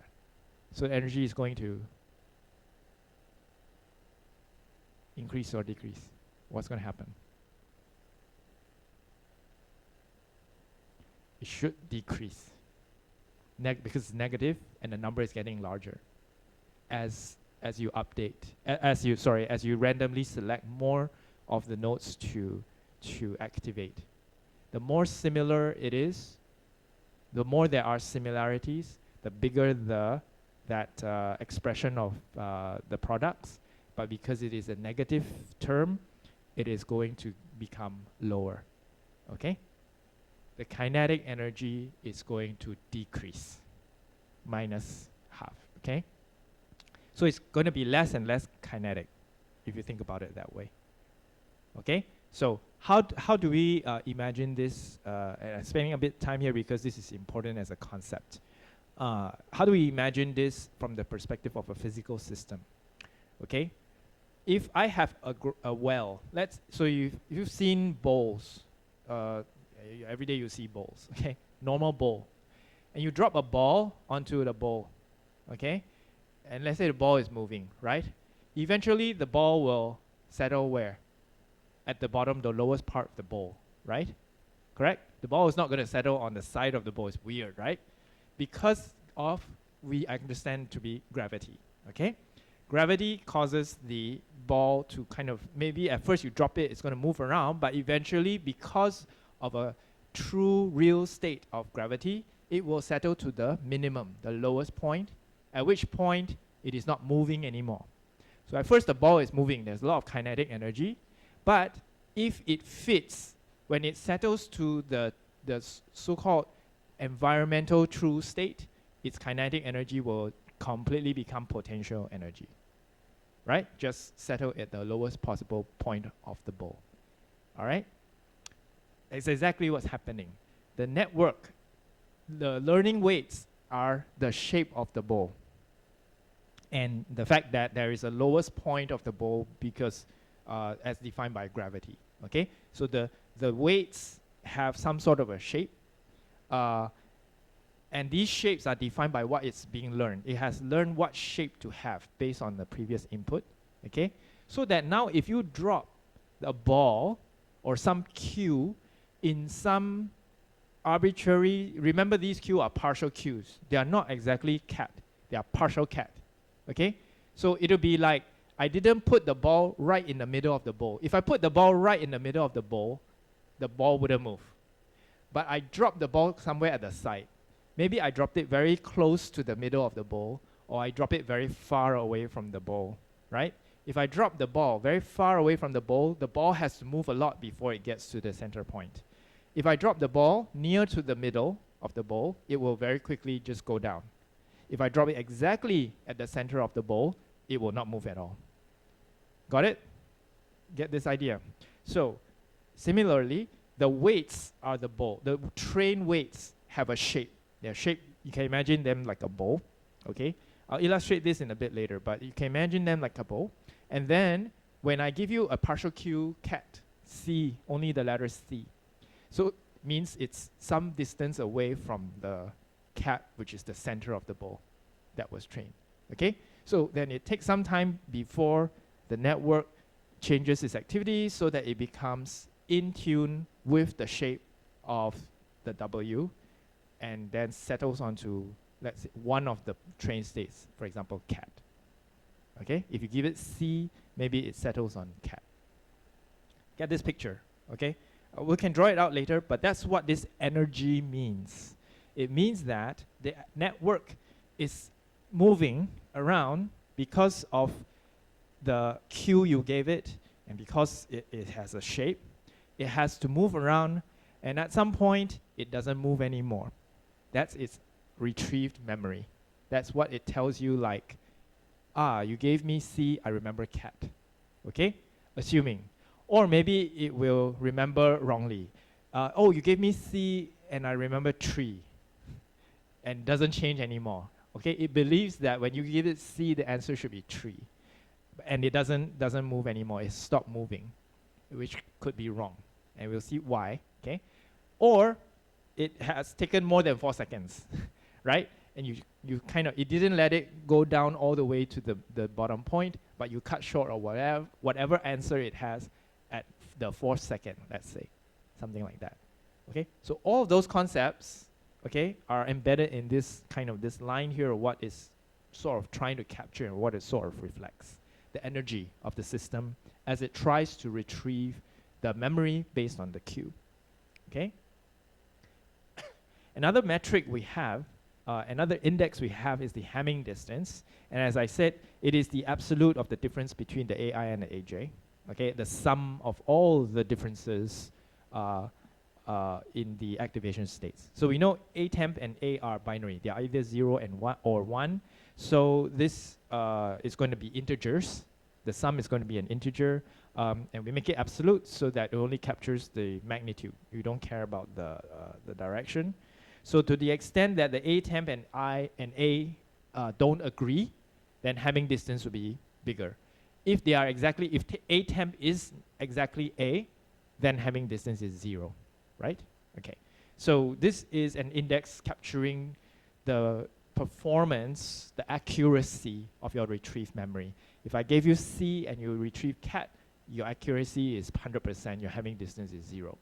If I gave you C and you retrieve tree, your Hamming distance is like very far, okay? Completely different. So then your accuracy is like 50% or something like that, or 0, your 0 accuracy, okay? So this is, again, to capture whether at in your brain somewhere, as it calculates to try to retrieve the memory trace from the cues, at that point whether it is completely accurate or not, okay? And imagine psychologically what's happening is when I give you a cue, when I give subject a cue, it's not like the subject will press a button at the end. Behavior explicit observation that we can see is the subject presses a button, yes or no, or the subject says, retrieve the word cat and says cat. But before the subject says the word or presses the button, actually many things are happening in the brain, right? Correct? The brain is probably retrieving some partial trace and then validating, wait, it's not correct yet. So go back and do it again and again and again. And each time as it settles, the energy is going down, okay? Its Hamming distance, hopefully, is getting less and less erroneous, okay? And the ideal case being that it settles down quickly and the Hamming distance is 0, it retrieves it, and then it says cat, okay? And where the Hamming distance would be 0. However, it could be that it's taking time and then it's not settling down and then it comes down to a Hamming distance that's not 0 and the energy is lowest and it doesn't change anymore, and then it says tree. But the Hamming distance is not 0, even though the energy is at the minimum. All right? So these two indices kind of capture that aspect of how humans perform when we do memory retrieval or memory recognition tests. Does that make sense? Okay, so that's where this comes in. So this is not explicitly described. It is actually described in the Hopfield paper, but I feel like, sometimes people get lost. It's like so technical, and then you don't realize what this means with respect to our everyday psychological, behavioral tests. This is what it means. Okay? I hope that makes sense to you, because this is kind of like, in many ways, more important than building the network itself. It's what are the indices you do you use to evaluate it and how they relate to real human behavior. Okay, so this is the connections. All right, so then the rest of the code basically is saying that if the Hamming distance has changed, so in other words, the brain or the network is not certain yet it's still realizing that, wait, that's not the correct answer, right? I have to change my answer, right? Then reset the S change counter. Remember? We want it to be that maybe the brain has, or the system has settled onto an answer and it's not going to change anymore. Okay? So that's where it's gonna say either it's gonna commit to cat or it's gonna commit to tree. It's not going to wait, I still can't debate whether it's cat or tree, oh it might be cat, right? Okay, so that's what these few lines do. If it is changing, then let it change. Means it's not yet ready to give you an answer. If it is not changing, means it's kind of been thinking about cat for the last S times already. So it's very confident that it's cat. It's not going to switch to tree anymore. Then let it keep adding up. Let S continue to be S plus 1. And eventually, if S is greater than T, that's the answer that the system will spit out. Got it? Okay, that's what this code does. All right, another counter we are using is this chunk here, which is that we also have a counter of runs, and which starts from 0. And as long as runs is less than 1,000, we can, so this is like, just let it run, all right? But maybe like, okay, time's up. It's been 1 hour and you're still thinking whether it's cat or tree, right? So, well, it's less than 1,000 minutes, let's say, okay? So if it's more than 1,000 minutes, we flag it as a fail. I'm sorry, time's up. We just have to move on to the next question. So that's what this loop does, this if conditional does. And then the rest are just some indexing or updating of how many times we have done this. And as it keeps doing it, eventually it will either settle or fail. And when it does that, it will either settle or keep failing up to however many times that is less than 1,000 runs. Okay, and then if it settles or it is now past 1,000 runs, it will return A, E, H, D, and F, which are the answer, which is the A. A in this case will be AJ. So where's my pencil? Here now A is AJ. Okay, and E is the energy. Remember, it's not a scalar now, it's a vector, it's a time course. Each E is a scalar that we want, but because we make it concatenate, E is now a time course.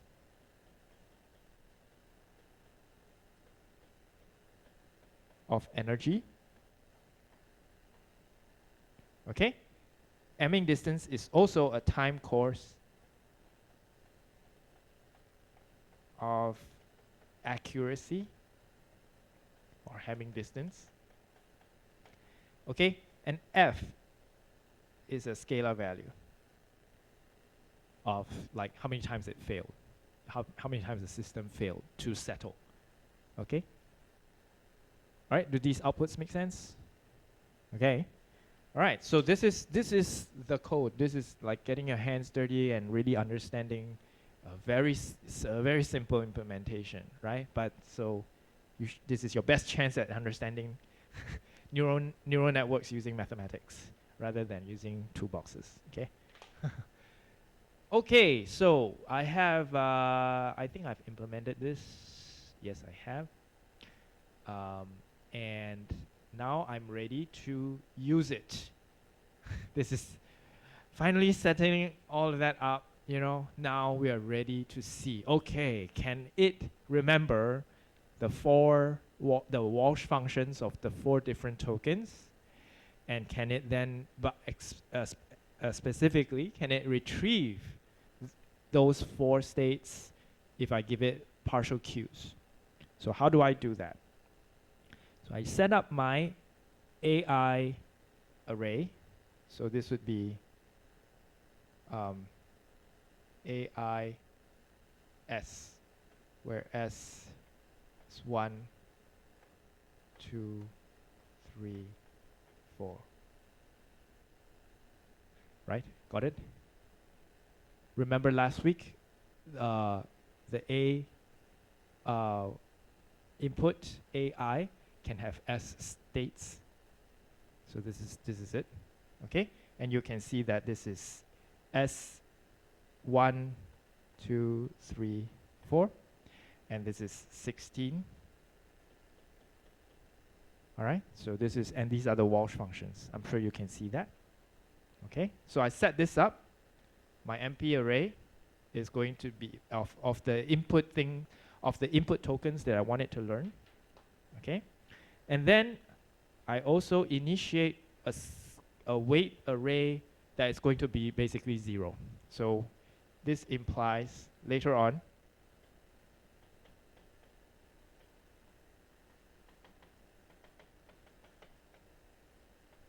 it's all 0. 16 by 16 later on. Okay? Now I'm just saying that W is a scalar value of 0, but when I put it into the learning function, W will become an array of zeros. 16 by 16 array of zeros. Okay? So this is set up here. Which means, what this means is that I'm implementing a baby. A baby has not yet learned any memory. And I want now the baby to learn cat, dog, tree, mouse, or something like that. Okay?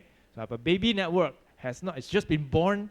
The weights are set to 0. I mean, you could say the weights can be set to random. We can see, you can try that, all right? But let's do simple things first. Let's say the weights are all 0, one scalar value first.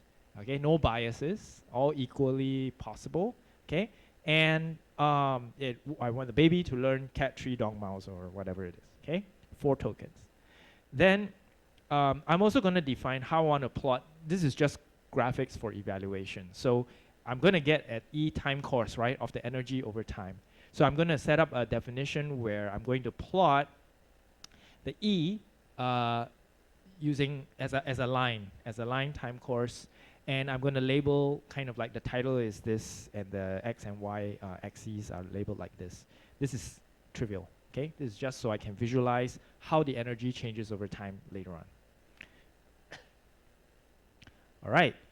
I will come to this in a bit. I'll come back to this in a bit, okay? Now, I'm going to start by training W, all right? So this is so easy. I have set my W to be 0. So if I were to do this, visualize. So I'm not gonna train it yet. I'm gonna run this visualize. So I'm gonna visualize W as a heat map using Plotly. We've done this in the matrix tutorial lecture a few weeks ago. That if you just you can go through the code if you want, but I'm using AI to do it, right? And so that I save time because this is trivial. Right now, because W is 0, oops, sorry. Ah, that's right. I haven't defined W yet. Yeah, okay, let me do that.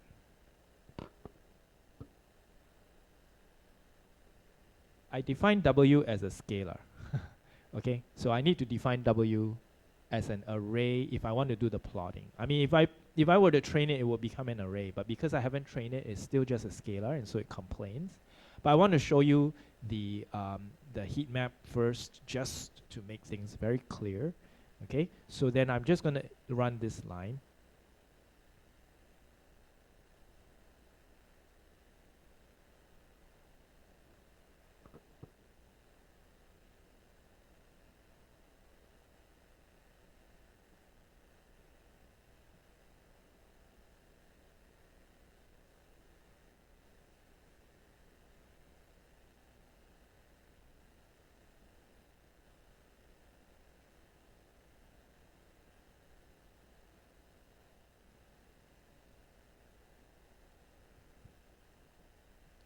Okay, so now it will work.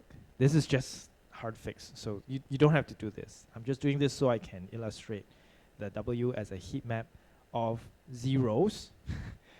Okay, get it? Okay, so W, which are the weights connecting neuron 0 to 15, which is 16 neurons. Okay, neuron 0 to neuron 15 to neuron 0 to neuron 15, okay, one neuron to every other neuron. All the weights are 0, okay, at first.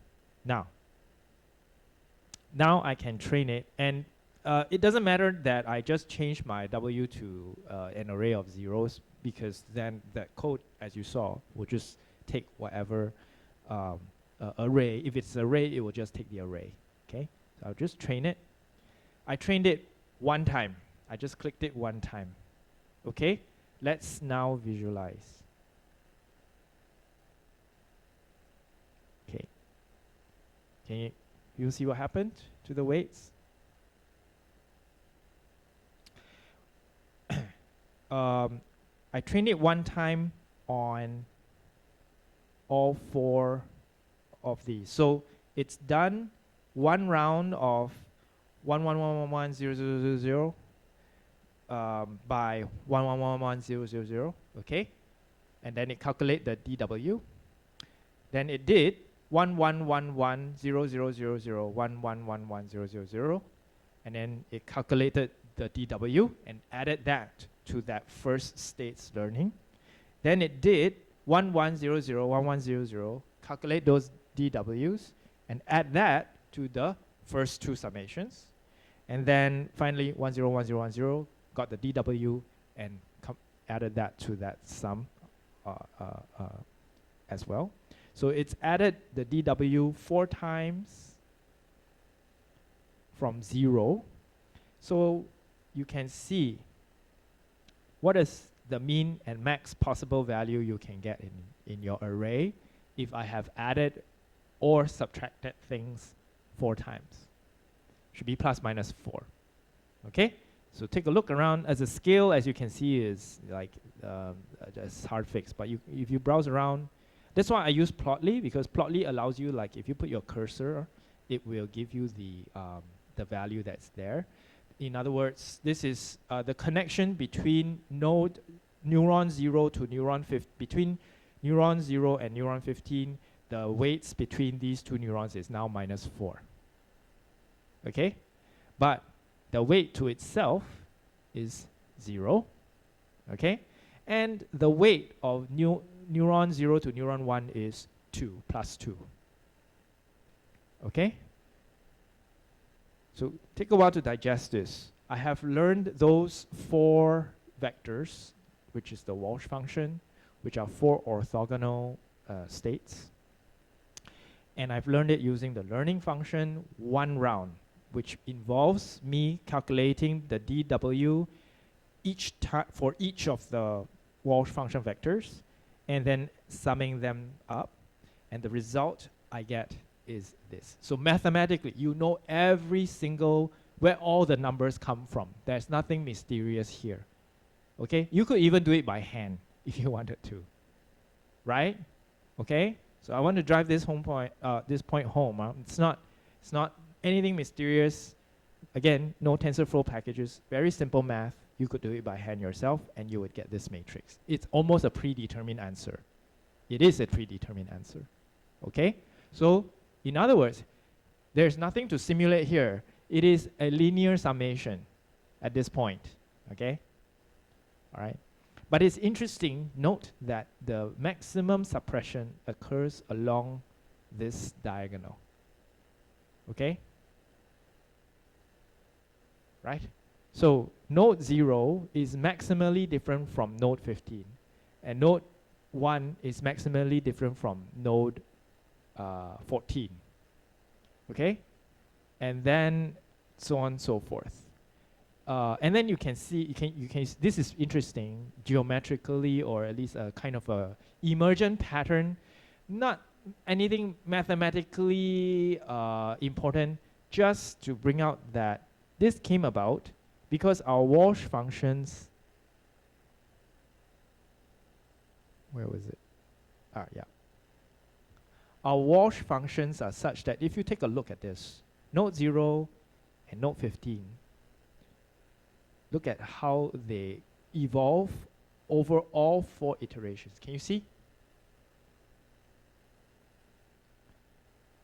Node 0 is always 1, whereas node 15 is always 0. The 2 are exact. So node 0 is node 15 times minus 1. Is the opposite. Okay? Similarly, look at node 1 and node 14. It is the opposite. Okay? Can you see? This is the reverse flip mirror image of the left and the right side of these vectors. This is why I wanted to visualize this. So that you can see, and this is just, there's nothing mathematical. It's, you know, you could have arranged these vectors any other way. It's just that because of this interesting pattern, okay, you see that if you just train it one time, you get this interesting pattern, okay, of the shape of the network. So this has implications for if I train your brain, I give your brain certain kinds of experiences. You are a baby, I give you cat, tree, mouse, dog, okay? The baby's brain is going to grow like this.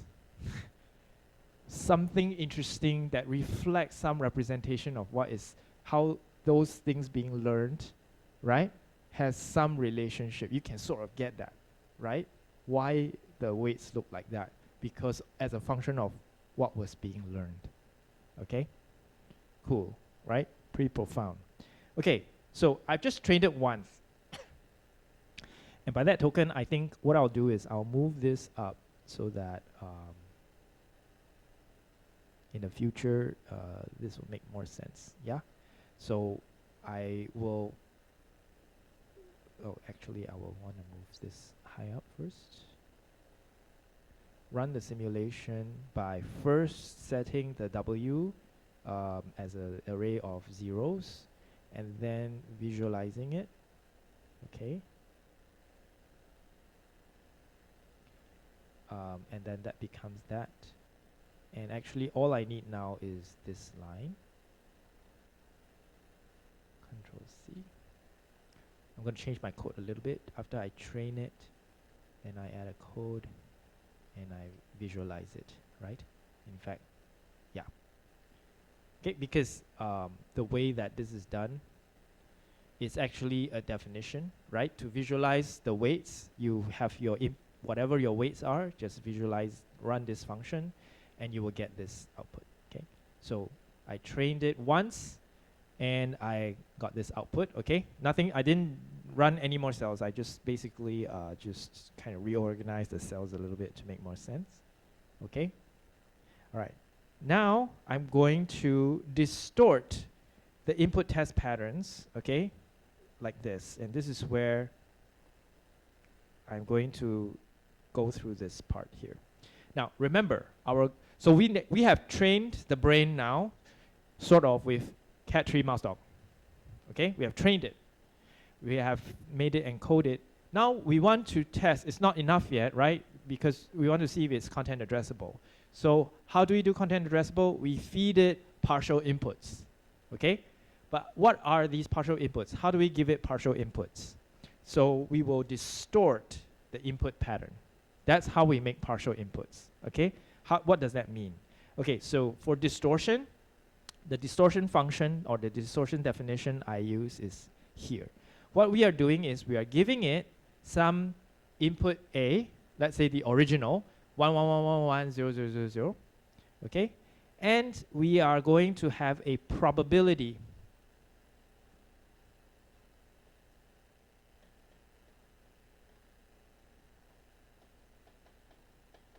parameter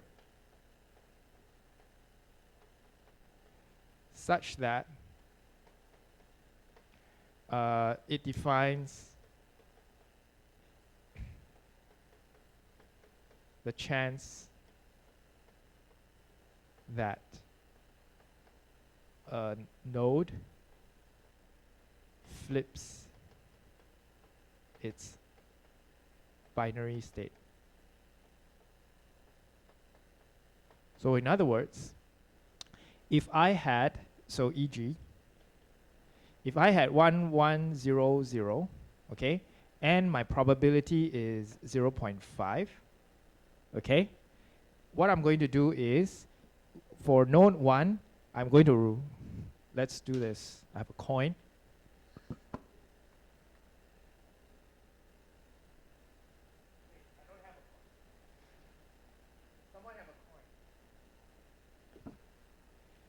Just do this for fun.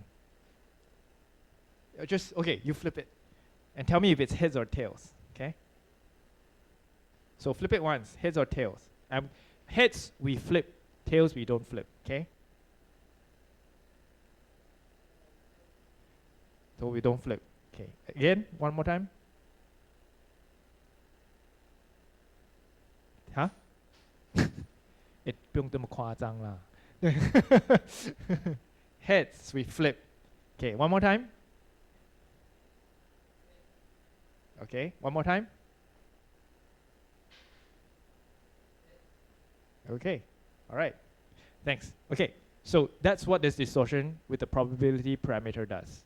Okay, if I have an original input, I am going to, based on the probability, decide whether that unit, each unit flips or doesn't flip its state. And you can see that that distorts it, right? That distorts the original input such that the resulting output is a distortion by 50% of the original input. Imagine now if my distortion is less, right? So I don't do 0.5, let's say I just do 0.1, 10% of the time. So I ask you to flip 10 times and then tell me, no. Each time I flip 10 times, so you have to flip 50 times here, okay? No, but we're not going to do that. But the idea here is that if you reduce the probability of the distortion, then it would be less distorted, right? Theoretically, it might be something like, just by way of an example, it's largely the same. Maybe just one element is flipped one time, okay? All right, so that's what this function does. This distort pattern function. Okay, I give it an original A input pattern, so the original Walsh functions, and then I define some probability of distorting these Walsh functions, and you can see again I've probably not made this code very efficient using many lines. I could probably have done it in one line, but it doesn't matter. Okay, it will then return the distorted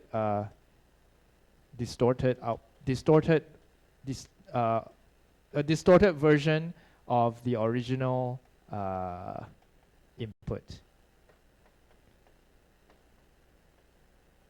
Okay, distorted version of the AIS for S states. All right, so this function I need it so that I can generate my partial Qs, my partial input, for which then I want to use it to test whether my train W can retrieve the full trace based on the distorted or partial traces. So now I have distorted the A. I have created the distortion function. Now I want to actually implement the distortion, and I want to use, let's be very, very generous. I only want to use a 10% distortion, okay, of test pattern 0. So if you remember Walsh function, test pattern 0 is 1, 1, 1, 1, 1, 0, 0, 0, 0, okay, that first row, okay?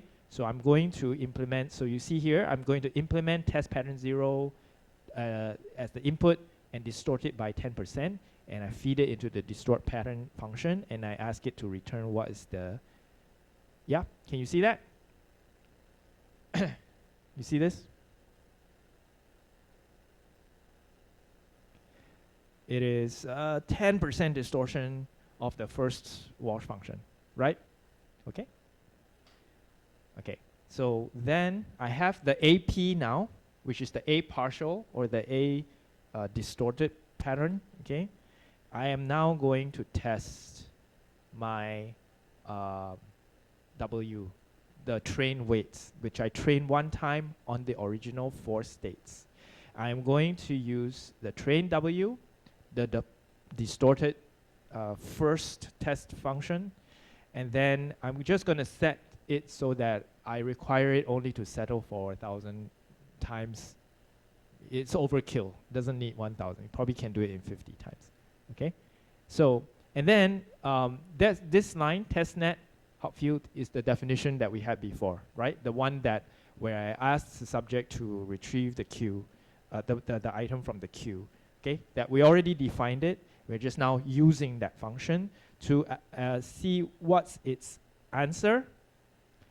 The energy time course, it kind of expressed, so it's kind of like the RT, the response time, if you want to put it. How much effort it took to reach its conclusion. And, well, this is just accuracy, right? Each time, it's sort of a measure of its accuracy, which you can already see from AT, all right? And then how many times it failed if you're interested in that. So you return these 4 outputs. And this is the Python way of, because the function returns these outputs, you can then encode those outputs into these variables like this, okay? The order matters, okay? So you have to follow the order of the definition that was stated. So it has to be A, T, E, H, D, and F, okay? You can rename it any other name, doesn't matter, but the order means that that information we put in that location, in that position. And then the others are just for me to like make my kind of usage, user interface easy for me to evaluate how this model is performing. So what I do is that I ask it to print the answer that it gives, which is, I ask it to print the original thing I want it to retrieve. So I want it to retrieve 11111 0000. So that's a test pattern number. But I also asked it to print, but I distorted it, right? I gave it a partial Q. So I asked it to print the distorted Q as well, okay? So this is just like basically SPSS. Just SPSS, please report to me what was the thing and then the statistical performance, right? And then the output activation, the answer that was given by the model, and then the other metrics, which is the accuracy, which is the Hamming distance, and also the RT, or the energy it took the time it took for the energy to settle. So let's see this exciting bit, how the model performs. Let's play this. Okay, this is the out. This is the, let's clean this up. Okay. All right, can you see it? Yeah, you can. Okay. The original pattern we wanted to retrieve was 11111 0000. We distorted it by 10%, so that's the second one, right? Some of the elements are flipped from the original. What did the model do? Gave me back the original. And the Hamming distance is, of course, 0. And how long did it take to do it? How many iterations? About 20, 30? Yeah, doesn't need 1,000. Okay. So, I trained my network one time, and I got those weights, remember? Then I tested it on a distorted partial Q of the first item I wanted it to retrieve. And even though I distorted it, it retrieved the first one.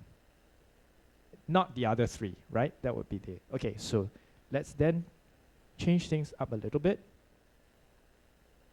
Let's do a distortion. Let's do another pattern. I'm not going to retrain my network. It's the same network, same baby that has just been trained same, all right? But now I ask baby another question. Okay, hey, so baby, hey, do you remember pattern number 1? Okay, you remember pattern 0. Do you remember pattern 1? So pattern 1 was 1111 0000 1111 0000. I distorted it. Now it's 111000 then 011000. Okay, so there's a distortion of pattern number 1. Now let's see how baby performs. It's a problem in it. Yeah? Baby's not so good yet. All right? Well, don't worry. Maybe baby just needs to be asked again. Okay?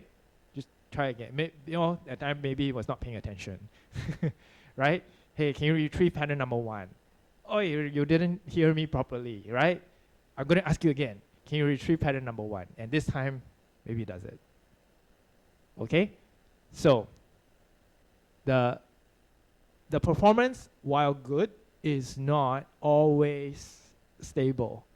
All right, I only trained it one time, and I had to sometimes test it twice, even though the distortion is very little. Okay, here's another thing I'm going to do. I'm going to increase the distortion to 4. Okay, and I'm going to keep it pattern 1. Okay, quite different already. Okay, let's see. Clearly, we're not going to expect baby to be able to do very well. Okay, 11, having distance 11, having distance 8, having distance 8, having distance 8. Oh, you got it right. Maybe lucky. Okay. All right. So I've set this up. Every time I keep running, it's basically asking the question again and again. Because it's random selection, right? Remember, there's an element of random selection. It might perform well, it might not perform well at any given day, at any given time, even though it's learned something. Okay, when you test it, it may perform well or not, depending on its state at that moment in time. Okay, so up to this point, any questions about training the weights one time, distorting on the original patterns, distorting those patterns, instantiating a partial Q, and then evaluating how the model performs for these partial Q retrievals using Jupyter Notebook? Any questions?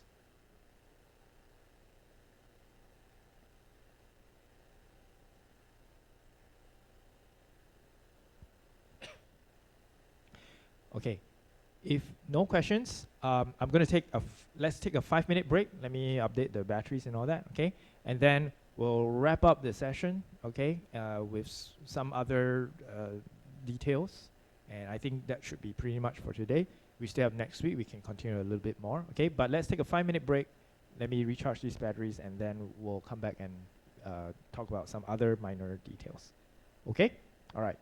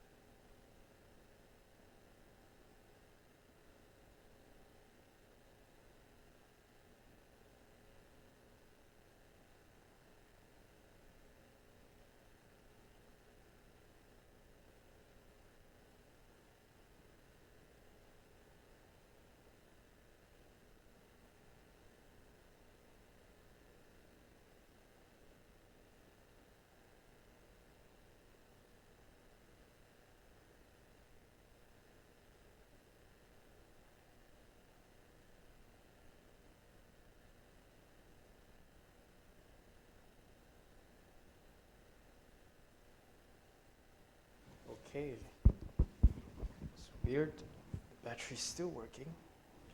Didn't have to change anything. Anyway, okay. All right, so up to that point, we have implemented an autoencoder, okay? And we have tested it.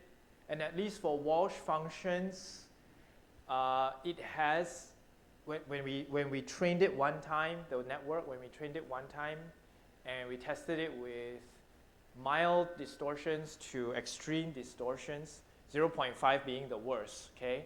0.6 distortion is interesting. You can go and check it out and see how it works, okay? But obviously, I've set up these tools, and you feel free to use them and play with them and integrate them and answer the assignments or to expand things on your own, okay? All right, so but we have moved, in our simulation, we have moved towards answering the question. Our aim was to make a 16-unit Hopfield network that retrieves Walsh functions based on partial input. We have done that sort of partially, in a sense that we've demonstrated some ideal case of where it works, and also not yet completely ideal. What are some other things that we might think about to do to really, validate this hypothesis or this claim? Okay, so see, just now the network didn't seem to perform very stably, seems sort of unstable, right? One instability is because, again, if you imagine your the weights as a bowl, if your bowl is shallow, and I drop the ball in a shallow bowl, it's going to still kind of wobble around, even if I put it as close to the middle as I can, isn't it? So one way to make it very, very, very stable is to make the bowl deep. How do I deepen the bowl? Train it again and again. And each time, that's why I said that if you realize that if you sum it 4 times over 4 states, the weights, maximum weights magnitude changes that you can get is -4. Okay? So now let's change it. Let's train it. Let's try training it again. I've moved my things around so that it's easier for me to manipulate, and over the course of your assignment and your usage, you will find it helpful to do that, make things more efficient. Okay, so this is the current state of W, which is -4 is the maximum training weight change. Okay, I'm going to train it again, and of course we expect the maximum to be -8. Yeah. And you can see that weights are now bolder and deeper in color. Okay, let's really drive it home. Okay, now -20, okay, +10. So now the bowl is a deeper bowl. Get that? I'm going to go back to my distortion of 1. Try that again. Okay. Oh, this is 0 distortion. I'm going to distort it again. Okay. So sometimes the distortion is probabilistic, so sometimes there's no distortion. You can test that, but obviously that's going to work perfectly. That's putting the ball right smack in the middle of the deepest part of the bowl. Okay?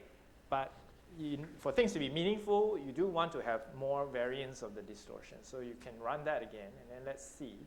Okay, this is 10% distortion of pattern 1. Let's see.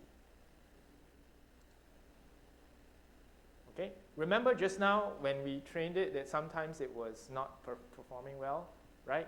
Let's see. I'm clicking it, training. Oh, sometimes it still gets error.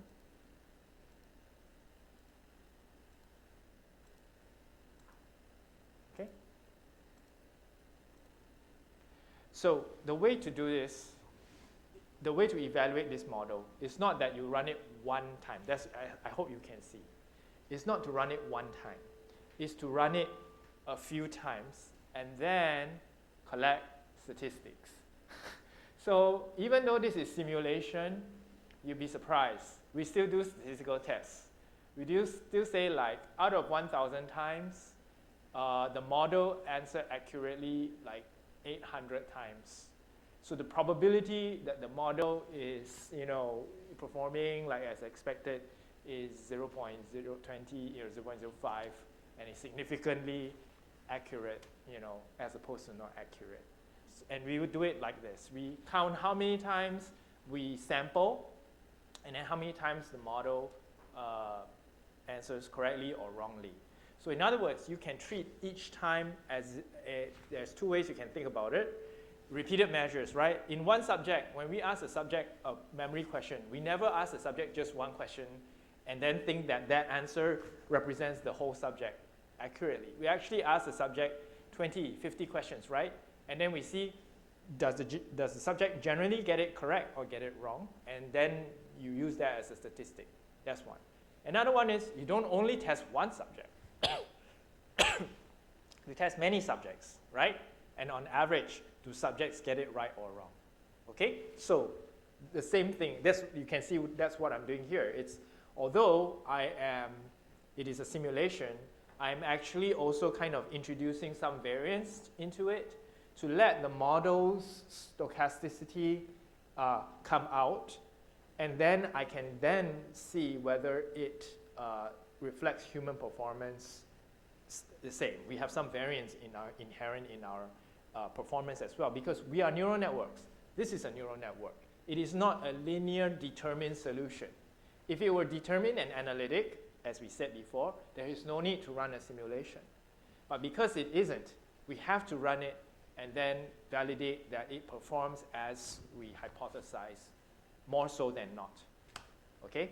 And that we fall back on statistical or quantitative methods to determine if we are satisfied with the conclusion or not. Okay? Got this detail? So, right, it's not like you run it one time and then that's it. You actually have to run it a few times. So if you read my Git manuscript, you'll see. I run simulations. When we run simulations, it's not like just a one-time thing.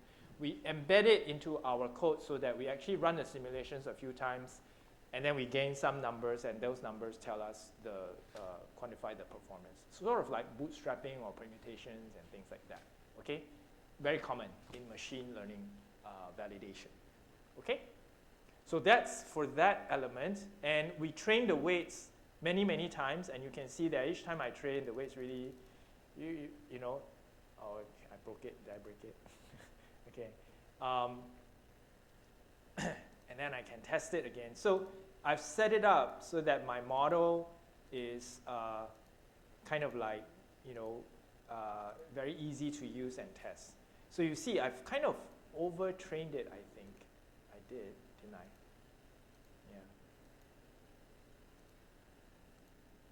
You can go and validate. We need statistics to see, okay?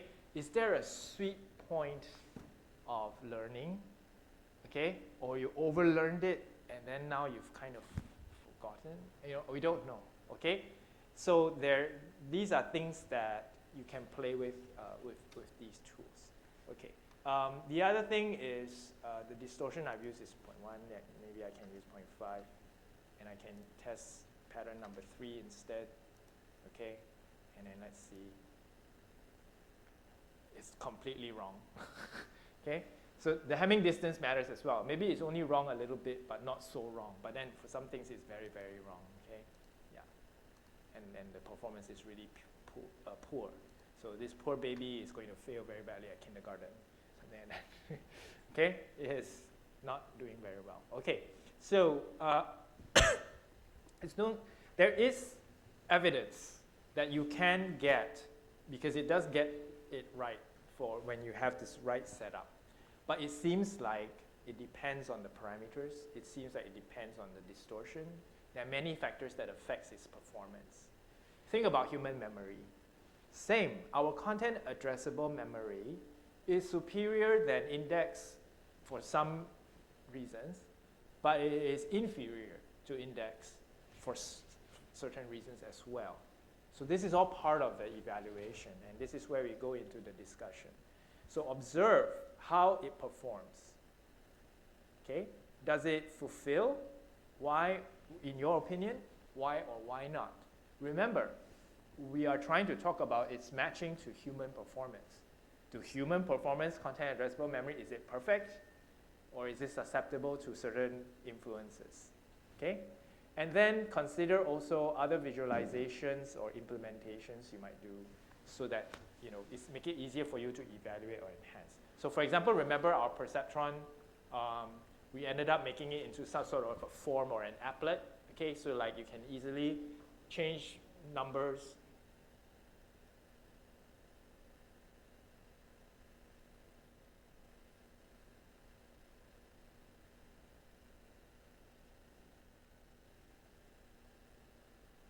So yeah, if you remember the perceptron, we had the app so that we can enter numbers and it will immediately update, right? We made it, that's just the format of it, right? The core is already there, but we made the interface a little bit easier to use so that we can evaluate it more effectively.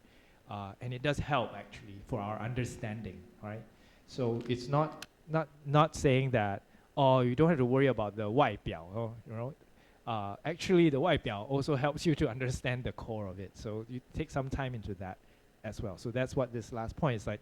Can you develop better visualizations or better ways to metrics to evaluate your performance, and you can see bigger pictures, okay? So those are things to think about. For example, and I didn't have time to talk about it, but we will talk about it maybe next week, and maybe we can have a visualization about it. The fact that I just told you that it is like a bowl, okay? And then you drop states and then you see how the ball rolls and then when it settles.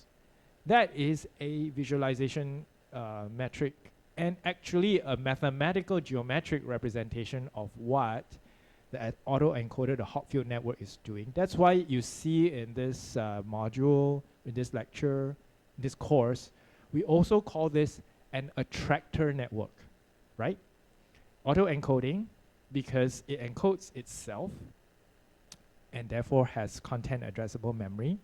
But by doing so, it is actually also implementing an attractor network in which it settles on certain gravitational states, local minima, okay? And it attracts, even though you are on not exactly at that state, it attracts you towards those gravitational attractor states. So it is an attractor as well. That representation, that notion is actually very true for the Hopfield network. Okay. All right, so I think I want to stop here today just to introduce this Jupyter implementation to you guys. And I've left it open simulation 2 here because I think I want to leave that for next week. All right, and I will bring in the notion of, because we only tested Walsh functions, which are all orthogonal, okay?